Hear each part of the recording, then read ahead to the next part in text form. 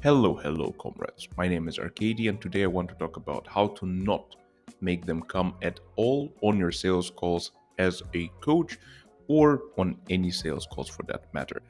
Before we jump in, my name is Arcady. I was a high ticket coach for nearly 5 years. I made more money in 1 month than I made in a whole year, collected over 80K in cash, no stinky contracted revenue, with zero ads, zero content, zero referrals. Now I drop no BS money making strategies for coaches who want more cash and less. Comment me down below for a free link. Today is all about what? Exactly. I want to cover what not to do on your sales calls if you want to start closing at 54%, as I did do and will continue doing, hopefully. So, without further ado, let's jump right into it. So, the art of sales, why bad sales are a turnoff in many ways. Recently, I've been joining a lot of networking calls with other coaches who, of course, have the most up to date offers and systems to make more cash, which is cool. I would never judge someone who didn't do enough research before promoting themselves. I've been guilty of that myself, so I really get that. But one thing I cannot stand in this world, if anything, is bad sales. And no, not in that way. I myself love sales. Would marry them if they were a person. But I love to sell, love to be nicely sold. Everything related to it when done properly, but properly is the keyword there. When done poorly, I wouldn't buy even if I like the product. Sales is, in one way, an art form for me, and the salesperson, therefore, is an artist.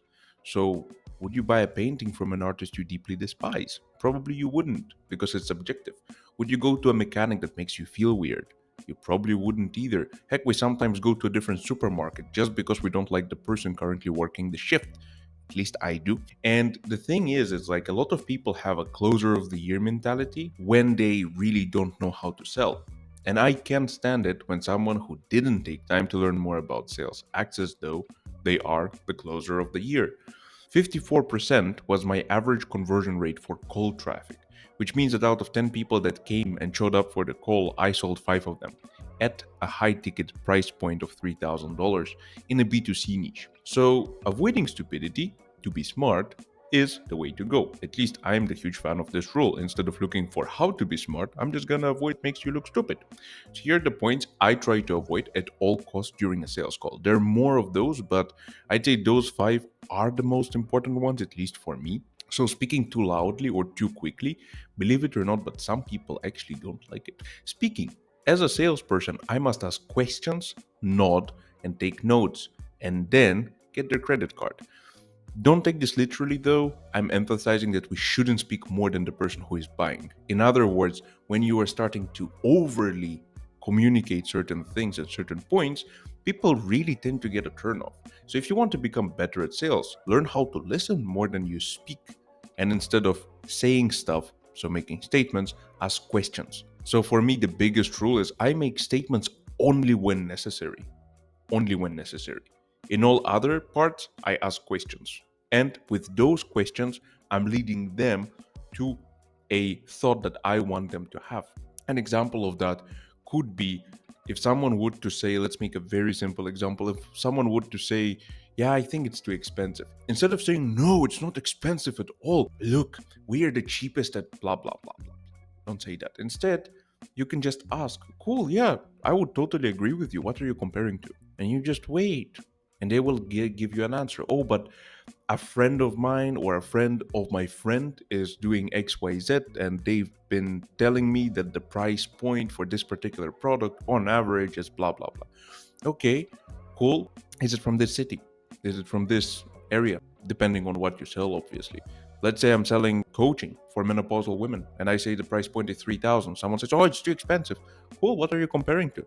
Well, like fitness coaching on average, like $200 a session. And I'm like, yeah, 100%. I would totally agree if I were to be selling fitness coaching, that is.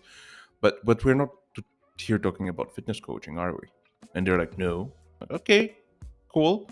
So if we're not selling fitness coaching, it does make sense that we're priced differently, right? Yes. And have you seen the reviews I sent you over previously? Yes. So do you think it makes sense why we're priced the way we are? Yes.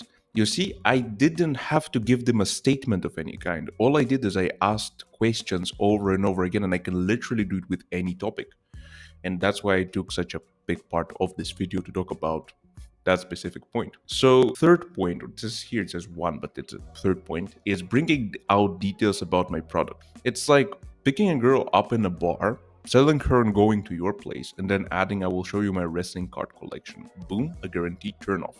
In other words, what we usually do is we ask some questions in the beginning during the discovery phase, then we go to the method pitch. And during the method pitch, we just break down everything. How many coaching sessions they're going to get, how many X, how many Y, how many Z. The thing is, when I sold at $3,000, I never brought up these points unless I was seriously pressed to bring out these points. And no, I didn't lie to anyone or got people in an ethical way, so to speak. People wanted to join, that's why they paid, and they got amazing results without me bringing out exactly how many coaching sessions they're gonna get, and so on and so forth. So if you're during a method pitch talking about how long is your program, how many calls they're gonna get, who are they gonna be working with, what's included and what's not included, that's probably one of the biggest reasons why you're losing so many sales. Because it takes 1 point to get someone to buy, and it also takes 1 point to get someone to decide that they don't want to buy. And the thing is, you can have 10 amazing points and someone is thinking in their head, I want this product so badly, and then you add one turn off thing and boom, all of a sudden it just stops. I'll give you an example. I was on a call with a guy who is a performance coach. So he is helping people to increase their performance and energy levels. And as he was method pitching, it was all okay. I was seriously considering to buy until he said, you will have to take some blood tests. And that's where it was such a huge turn off for me. I was like, no, yeah, I'd rather wait. Because I know that going and taking those blood tests, I'm living in Egypt, and which makes it more complicated. I'd have to go to a different city because I'm living in a rather small city. I'd have to take those blood tests. I'd have to wait for the results. I'd have to go and pick them up because nobody's going to send them to me in email because we're living in Egypt.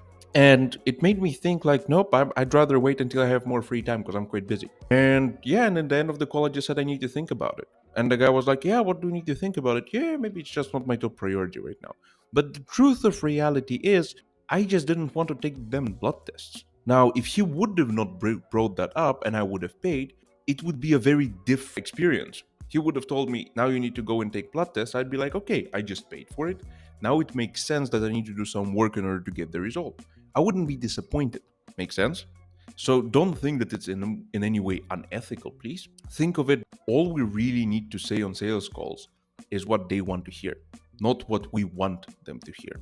Okay? So, fourth point is thinking that prospect cares in any way. They don't care about me, about my product, my day, or anything for that matter related to me. The only thing they truly care about is their problem, desire, and need. Therefore, I should talk about these three. Those are the only things I should talk about. They don't care about you. They don't care about me. They only care about themselves. We human beings only care about ourselves. That's just the fact of life. So let's use it to our advantage. Fifth and last point is thanking them for their time and for taking the opportunity to jump on the call. An advice some people didn't like in the past when I gave it, but I stood and will stand by it. Thanking them for joining pushes your authority down immediately.